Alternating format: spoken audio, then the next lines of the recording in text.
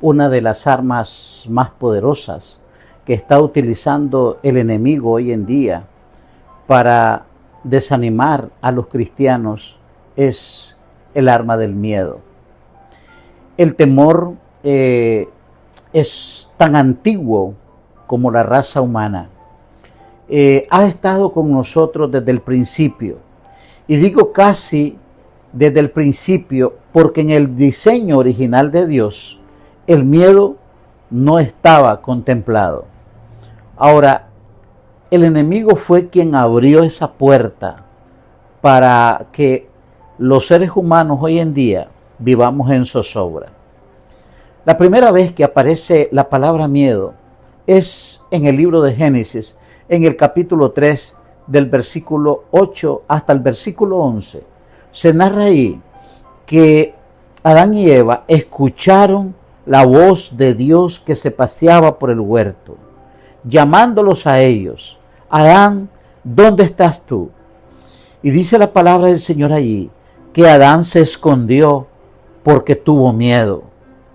Y el Señor le preguntó: ¿por qué tienes miedo? Es que ando desnudo. ¿Quién te enseñó que estás desnudo? Ahí aparece por primera vez la palabra miedo y fue sembrada en la mente de Adán y Eva por el enemigo. Y lo que llevó, o las consecuencias que en la vida, de forma inmediata, en la vida de Adán y Eva, fue esconderse. O sea, el enemigo utiliza el miedo como una de sus armas más poderosas, como una herramienta sumamente poderosa para desviarnos del camino cristiano. El miedo hizo que Adán y Eva se escondieran. El miedo hizo que Adán y Eva se alejaran de la presencia de Dios. Y es lo que está ocurriendo en estos tiempos. El enemigo está utilizando el miedo para que el Hijo de Dios pierda esperanza, para que el Hijo de Dios pierda fuerza espiritual, para que el Hijo de Dios tenga temor por la persecución migratoria, por las leyes migratorias. Nuestros hermanos ahora tienen miedo de ir al trabajo, temor de ir a hacer sus compras al supermercado. Hay temor de enviar a los hijos a la escuela, al colegio, a la universidad. Hay temor por un diagnóstico médico. Hay temor por quedarse sin trabajo. Hay temor por diferentes razones. Temor por quiebra económica. Lo cierto es que estamos viviendo los tiempos de angustias más severos que la humanidad puede padecer. Pero en el libro de Deuteronomio, en el capítulo 31 y versículo 6, la palabra de Dios dice así: esforzaos y cobrad ánimo, no temáis ni tengáis miedo de ellos, porque Jehová tu Dios es el que va contigo, no te dejará ni te desamparará. Claro que nos vamos a enfrentar a cosas difíciles, a dificultades, a problemas, pero Dios ha prometido que no nos dejará. Su misericordia, su amor y su protección estarán sobre nosotros. Jesucristo dijo allá en San Juan capítulo 16 y el versículo 33, en el mundo tendréis aflicciones, pero confiad, no temáis, porque yo, dijo Jesús, he vencido al mundo. Me viene a la mente aquel incidente que vivió Isaac con su esposa Rebeca. Dice la Biblia en el capítulo número 26 del libro de Génesis, especialmente en el versículo número 6 y 7. Dice que Isaac y Rebeca habitaron en Gerar, pero que los hombres de aquel lugar le preguntaron acerca de su mujer, porque era una mujer bonita, era una mujer hermosa, era una mujer muy elegante. Le preguntaron al respecto de ella y él respondió: es mi hermana. Y dice la Biblia, porque tuvo miedo de decir que era su esposa. dijo: es mi hermana, pensando que tal vez los hombres de aquel lugar lo matarían por causa de Rebeca, pues ella era de hermoso aspecto. ¿Hasta dónde llevó el miedo a Isaac? Lo llevó a negar a su esposa y a estar dispuesto a entregarla a las manos de los habitantes de Gerar para que pudieran hacer de ella lo que quisieran por miedo a perder su vida. Pero no solamente ese incidente podemos recordar. La Biblia dice allá en Mateo capítulo 14 y el versículo 30, de que Jesús estaba caminando sobre el agua. Y dice que de repente Pedro lo miró y le dijo: maestro, yo quiero también caminar sobre las aguas. Yo quiero ir donde estás tú. Jesús lo llama: ven, Pedro. Y Pedro comenzó a caminar sobre el agua. De repente dice que se levantaron olas gigantes, grandes, fuerte viento. Y Pedro apartó la mirada de Jesús porque tuvo miedo y se hundió. Nosotros igual, cuando estamos queriendo ir tras Jesús, cuando queremos imitar a Jesús, cuando queremos orar, cuando queremos estudiar la Biblia, cuando pedimos la presencia del Espíritu Santo, cuando queremos hacer la obra misionera, cuando queremos estar en la iglesia, servirle al Señor, el diablo nos intimida. El diablo nos lleva a situaciones difíciles, nos prueba nuestra fe, nos tienta para que nosotros renunciemos, para que nosotros nos desviemos de ir tras el Maestro.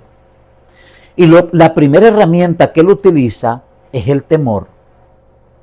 Recordamos otro incidente también en el libro de Mateo, en el capítulo 25 y el versículo 25 y versículo 26. Ahí se cuenta de la parábola de los talentos. Y hubo un siervo que se le entregó un talento y él lo escondió. Y dice: yo tuve miedo a hacer uso del talento que me diste. Tuve miedo. Y fui y escondí tu talento en la tierra. Aquí tienes lo que es tuyo. Jesús dijo: siervo inútil, le dijo el Señor. Ahora, Dios nos ha entregado también talentos a nosotros. Pero el diablo nos intimida. El diablo, cuando queremos servirle a Dios, él nos intimida. Tal vez sentimos en nuestro corazón el deseo de cantarle alabanzas al Señor o cantos especiales, pero el diablo nos llena de miedo. Queremos predicar en la iglesia, queremos salir a dar estudio bíblico, queremos hacer una campaña, queremos hacer grandes cosas, pero solo quedan en el pensamiento. No actuamos, no nos movemos, porque el diablo nos intimida. Nos dice de antemano que vamos a fracasar. Nos dice de antemano que no lo vamos a poder lograr, que no lo vamos a hacer. Y muchos de nuestros hermanos los tienen la iglesia como espectadores. No aceptan ningún cargo en la iglesia porque tienen miedo a no poder hacerlo. Porque el temor te paraliza de servirle al Señor. Pero viene a mi mente otro incidente, todavía peor. En el libro de Primera de Samuel, en el capítulo 28 y el versículo 5, dice allí que cuando vio Saúl el campamento de los filisteos, tuvo miedo y se turbó su corazón en gran manera. Saúl había sido nombrado como Dios, como el rey de Israel. Había sido nombrado por Dios, por el Señor, para que dirigiera las huestes de Israel. Y dice allí la palabra del Señor que el Espíritu de Jehová ya se había apartado de Saúl, porque Saúl tenía miedo al pueblo. Pero ahora Saúl estaba frente a un gran ejército enemigo. Y dice la palabra del Señor que como el Espíritu de Dios, ustedes pueden leer todo el capítulo 28 del libro de Primera de Samuel, que como el Espíritu del Señor ya se había apartado de Saúl, ya él le consultaba al Señor y Dios no le respondía. Le consultaba al sacerdote a través del Urim y el Tumim, tampoco le podía responder, ni por sueños, ni por visiones, ni por nada, ni Samuel le podía decir nada del profeta. Y entonces dice que él era tanto el miedo que tuvo por los amalecitas, por los enemigos, que se fue a Endor a consultar a una pitonisa, a consultar a una bruja. O sea, el rey, el que Dios había nombrado como rey, estaba ahora yendo donde una bruja a una especie que le leyeran la mano, recurriendo a la hechicería. O sea, el miedo te lleva a hacer muchas locuras. El miedo te lleva a esconderte de Dios como Adán. Te lleva a negar a tu familia como Isaac. El miedo te lleva a que te hundas y que no sigas tras de Cristo. El miedo te puede llevar a hacer locuras tan grandes como las locuras que hizo Saúl, que por miedo fue a consultar a una bruja. El miedo nos paraliza para servirle al Señor. Nuestros talentos están enterrados. Porque el miedo, mis queridos hermanos, es un arma poderosa en las manos del enemigo. Hoy quisiera recordarte uno de los textos más maravillosos que aparece en la Biblia, que yo creo que ustedes también lo deben de conocer. Se encuentra en el libro de San Juan, en el capítulo 14 y el versículo 27. Jesús le dijo ahí a los discípulos: la paz os dejo, mi paz os doy. Yo no la doy como el mundo la da. No se turbe vuestro corazón, ni tenga miedo. O sea, que nosotros debemos de confiar en el Señor Jesús, confiar en su palabra, creer a su palabra y no dejarnos intimidar por Satanás. No dejarnos de intimidar por nada de aquello que nos puede llevar a negar a nuestra familia, a negar a nuestro Señor Jesucristo, a negar a servirle al Señor e ir tras dioses paganos. No debemos de dejarnos intimidar para apartarnos del camino del Señor. Tristemente, muchos de nuestros hermanos hoy en día ya no quieren ir a trabajar porque tienen miedo por las leyes migratorias, por la persecución migratoria. Otros van con miedo a los supermercados a comprar los alimentos. Otros ya no van a la iglesia por miedo.